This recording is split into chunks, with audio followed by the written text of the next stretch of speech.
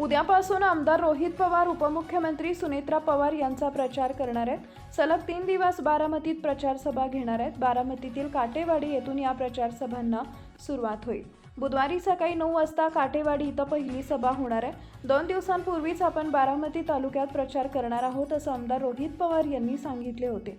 त्यानुसार उद्या म्हणजे बुधवारी सकाळपासून सलग 3 दिवस ते बारामती तालुक्यात विविध गावांमध्ये सभा घेणार असल्याची माहिती सूत्रांनी दिली आहे। काटेवाडी, सोनगावसह त्यांच्या बारामती तालुक्यातील विविध गावांमध्ये बुधवारी सभा होणार असून बुधवार, गुरुवार आणि शुक्रवार असे 3 दिवस ते बारामती तालुक्यातील विविध गावांमध्ये जाहीर सभा घेणार आहेत। यापूर्वी लोकसभेच्या निवडणुकीत आमदार रोहित पवार यांनी 3 दिवसात 72 सभा घेतल्या होत्या। तसेच या स्वरूपाचे 3 दिवसात नियोजन असल्याची माहिती सूत्रांनी दिली आहे।